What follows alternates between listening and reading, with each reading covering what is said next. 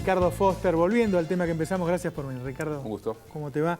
Y estábamos comentando que hay un caso judicial chiquito, hay algunas repercusiones políticas a partir, como el cambio del Procurador General, y hay una cobertura que termina comiéndose todo, ¿no? No sé. Es impresionante porque cuando uno mira la historia de estos últimos años y el papel de los grandes medios en la construcción de una agenda y en la espectacularización de determinadas noticias, ve que cada noticia dura el tiempo suficiente hasta que comienza a agotarse y es reemplazada por otra. Durante el verano, la mega noticia era la mega minería, el cianuro, estábamos todos contaminados, insurrección en los pueblos de La Rioja y Catamarca, las cámaras de todos los canales de televisión, las radios, todas las tapas de los diarios.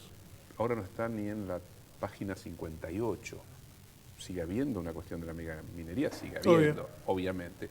El caso Vudú nos hace recordar a las famosas valijas de finales del 2007, el caso de los supuestos sobornos de Skanska, y así van pasando los casos, pero es una construcción que supone horadar, debilitar, espectacularizar, generar un clima de desasosiego, algo terrible está pasando, judicialización de la vida política que implica también ir limando a la política como un instrumento de transformación.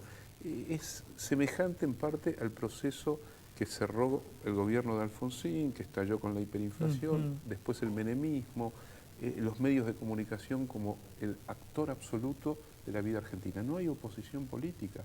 La oposición política en la Argentina son los grandes medios concentrados de comunicación, entonces operan bajo esa lógica. Ahora, yo hoy le puse mucho énfasis en el programa a esto, pocas veces hablo de los medios, porque no sé si vos lo ves de la misma manera. Para mí hoy, desde lo político, desde lo económico, desde lo institucional, el Grupo Clarín se ha convertido en un problema. No es un tema menor. No, por supuesto, porque, a ver, que es así, recién Pedro Briegel hablaba de los medios en Brasil.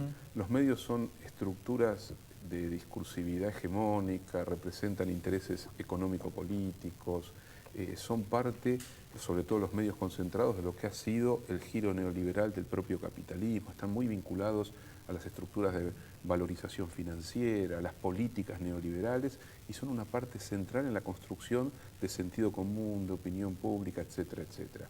Pero lo hacen jugando un poco con una cierta seriedad informativa, de vez en cuando.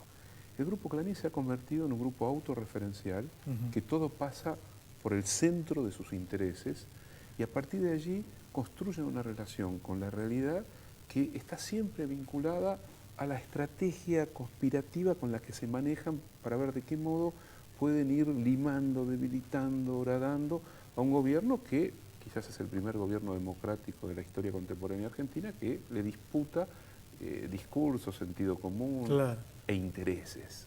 Bueno, yo creo que a largo plazo eso va a terminar dañando profundamente la propia continuidad de un medio como Clarín. Sí, porque es un pasquín político en el peor. Pensás que se va a ir desgastando solo. Es que ya se va desgastando, pero sigue siendo, me parece, un medio... Yo lo veo bastante fuerte. Sí, porque sigue siendo el medio que fija la agenda del resto de los medios de comunicación. Mi experiencia es muy clara. Yo ayer vi un reportaje en una radio de Salta, esa radio que supongo debe ser el Grupo Clarín, una radio importante de Salta.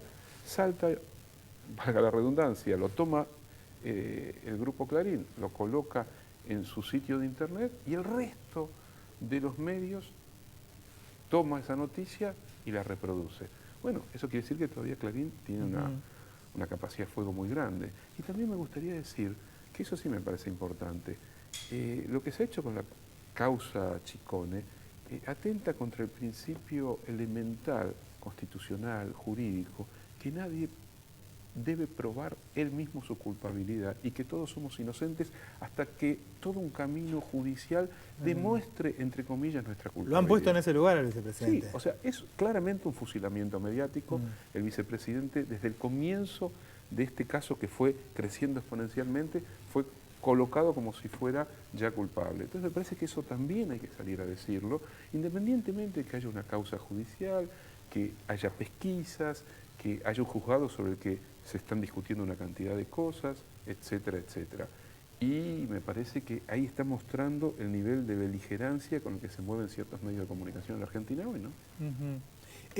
Ahora, el Grupo Clarín está defendiendo su interés y casi su supervivencia, Sí. por ahí, ¿no? Sí. Ahora, es acompañado por otros grupos que también empezaron a cambiar su forma de hacer periodismo.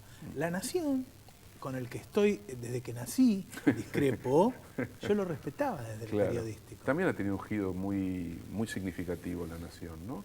Es decir, si uno lee las columnas de sus periodistas estrellas, de sus columnistas principales, son construcciones exclusivamente dirigidas a mostrar un país en estado de catástrofe. La Nación, que antes se caracterizaba por ser muy dura con el gobierno, pero por dejar que en otras secciones del diario se mostrase algo de la vida real de la Argentina, Claro. hoy construye un discurso que es puramente una suerte de profecía que quiere autocumplirse.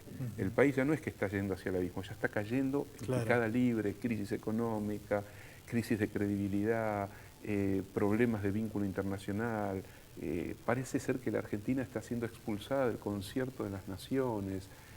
Entonces uno dice, ¿hasta cuándo un medio de comunicación puede construir un relato sobre la vida de una sociedad como la nuestra con ese nivel de brutalidad, de locura discursiva? Y sin embargo, hay sectores de la sociedad que compran ese discurso de La Nación y del Clarín.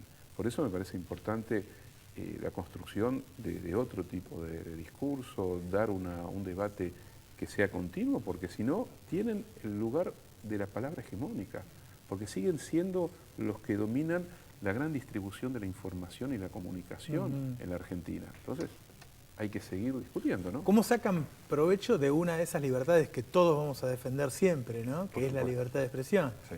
O sea, saben que uno tiene que bancarse, Sí, que los tipos y al hagan mismo cualquier tiempo cosa. queda claro que si hay un proyecto que logra tocar la sensibilidad popular, que logra generar transformaciones estructurales en la sociedad argentina, más allá de la presión mediática, la agenda que se intenta imponer, la construcción de opinión pública, bueno, las últimas elecciones de octubre mostraron respuestas efectivas. Pero me parece, y esto para otra discusión, que esta tercera etapa, pues esta es la tercera etapa de todo este proceso abierto en el 2003, tiene otros desafíos, se enfrenta a otros riesgos. Yo veo claramente una política y una estrategia destituyente que nace de la lectura que ciertos sectores del establishment realizaron de la derrota electoral de la oposición en octubre del 2011 y que por ese camino por ahora lo ven vedado y eligen otros caminos, otros núcleos de debilitamiento, la fuga de divisas, presionar sobre el dólar, fijar desde sus estructuras monopólicas los precios que a su vez vayan generando aumentos, las políticas claramente dirigidas por sus baluartes y vanguardias, que son los grandes medios concentrados de comunicación, para tomar lo que sea relevante y colocarlo en primer plano. Entonces me parece que es importante tomar nota de esto. Obviamente el gobierno seguirá gobernando.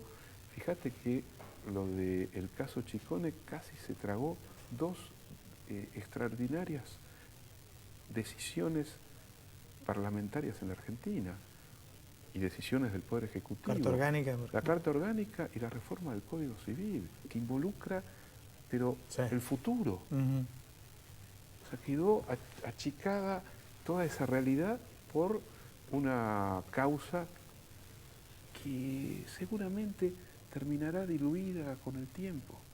Pero bueno, eso es parte de la disputa por el sentido común, lo que llaman la disputa por el relato en la Argentina de hoy, ¿no? Muchas gracias, Ricardo. Un placer. Se terminó el destape, nos vemos la semana que viene, como siempre, los martes a las 22 horas por CN23. Chao.